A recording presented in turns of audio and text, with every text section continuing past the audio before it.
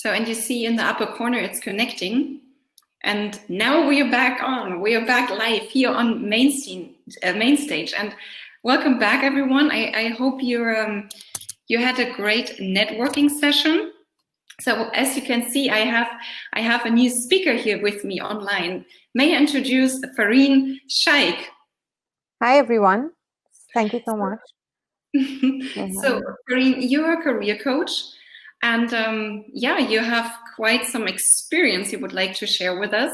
And today it is about how to ace in your virtual job search, right? Yes, that's correct. Do you want to introduce yourself quickly? Yes. I actually also have it as a part of my slide, but yeah, should I just go ahead and share my screen?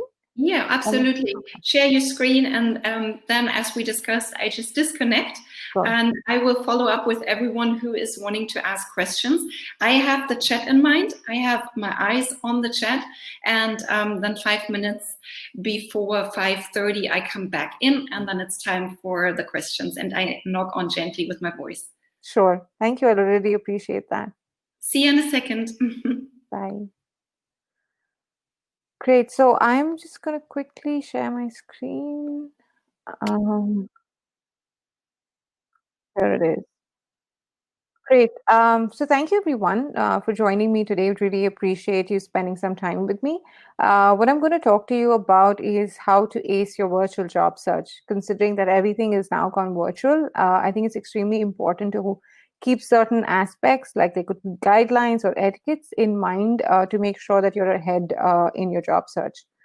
A little bit about me. I basically have more than a decade years of experience as an HR professional. I started off my career as a recruiter. And for some reason, even 11 years later, recruitment seems to be my constant. So I'm originally from India, so most of my experience has been there, but I moved to Berlin in 2018. I currently work for an organization called AceWork. We are a remote working platform. So I have the opportunity to work with candidates as well as companies in their remote job search. And besides actually managing talent in companies, I also am a career coach. So throughout my journey, I realized that, job seekers make some very common yet avoidable mistakes. And that's where I felt like I could help individuals. And that's how I started my whole career coaching journey. So what I do today is I work with individuals on their resumes, on their LinkedIn profiles, and interviewing skills. And I will try and cover a little bit about that in the next few slides. And I do also have a surprise for you at the end of the session. So there's going to be a little details about how you can reach out to me, and also a gift or a guide rather from my end. So to dive into the topic, today I'm going to be talking to you about interviews, like what's the purpose of the interview, how do you actually start your job search preparations, how you prepare for career fairs, especially virtual career fairs like today, how do you basically prepare for remote interviews, what are the different kinds, and I've just broken that down again into 3 aspects. That's preparing before, during, and after the interview is over. So to start off with, this may sound really simple, but I think it's extremely important to kind of address the fact that are twofold. So usually candidates always think that, it's about the company judging them or wanting to hire them. But as a recruiter and a career coach today, what I would want to give you as a piece of advice is that it is a twofold process. So it's equally important to assess interviewer for you to assess the company that you're working for, and whether the role that they talk about or how they talk about that role really interests you. So that's actually the main goal. It's a two-way street. There are different kinds of interviews, of course, telephonic being one of them, video being, very common today. And, within that, you'll find interviews that are technical, case studies, or just, behavioral interviews that idly happen with recruiters. But how do you before we actually jump into talking about interviews, I just want to, give you some brief ideas of how you should go about with your job search.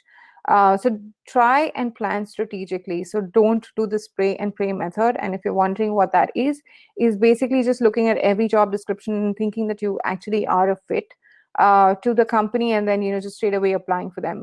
That way, you honestly would be applying to hundreds of companies and to job roles, but not hearing back at all. So the whole idea here is to actually sit down with yourself, ask yourself, what kind of environment would you thrive in? Would that be a startup? Would that be a larger organization? Are you looking at for a remote job, or do you want to go back to an office, for example?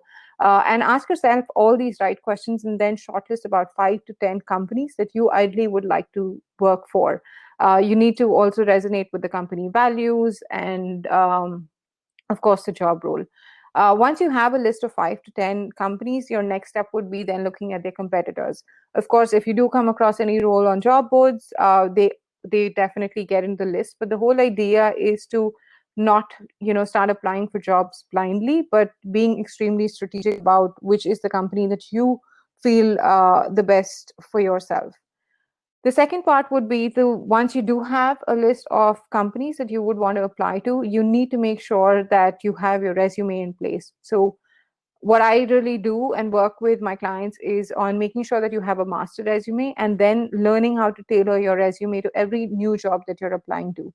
What happens with generic resumes is that you probably talk about your entire work history, or rather not relevant work history, and hence you don't really hear back from companies.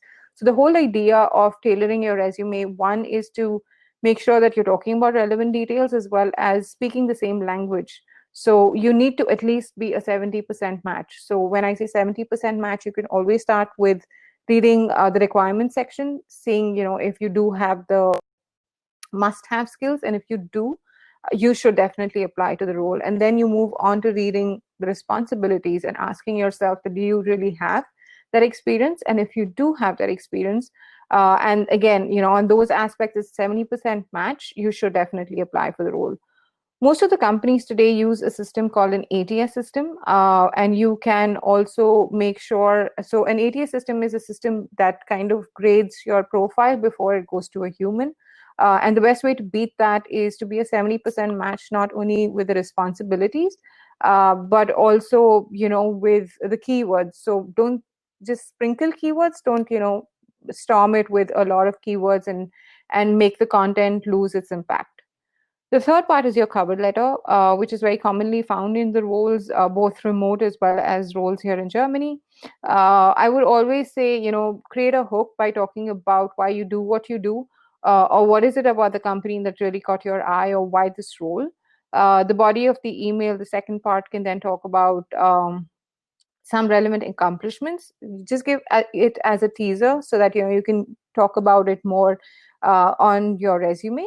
And the third part is, what is it about the company that you really resonate with? Then your next section is your LinkedIn profile, where you can also tap into the hidden job market, which is by making sure that you reach out to people. But before you actually reach out to your targeted companies, make sure that your profile is optimized. So I work with my clients, again, from head to toe, from literally from their background image to right below the groups that they are a part of, to kind of optimize it. So when I say optimize it, make sure that you speak up the skills and also tell the right story, so that if recruiters need to find you, they do find the keywords into your profile. If someone is interested to approach you, they get a gist of the work that you do from your profile. Besides making sure that all of the sections are filled out, it's extremely important to have recommendations. These could be people that you worked with, your peers, your managers, and always direct them about writing certain skills or projects that they worked with you on. Always engage with people. So, feel free to write a comment, leave a comment, or like or share their content. And, don't be afraid to ask for informational interviews. For career fairs, you guys may have done a really good job today, but I would say in the future, if you do have more career fairs that you want to be a part of, make sure that you research about the companies that are present there.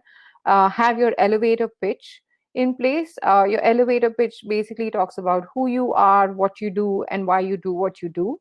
The why basically is, why should a company actually be interested in the kind of work that you do? What basically makes you different?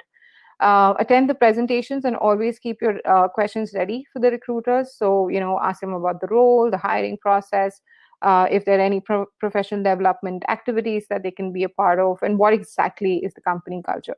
And lastly, once you're done with the career fair, and if there's any company that you really are excited about, feel free to reach out to the recruiter, just connect with them on LinkedIn after, maybe applying to the role, or even if you don't, you should still have them as a part of your network, because the more you engage on LinkedIn, the more they will have you on their feed. And if you're interesting enough, maybe not for an immediate role, but if for a future role, they would reach out to you.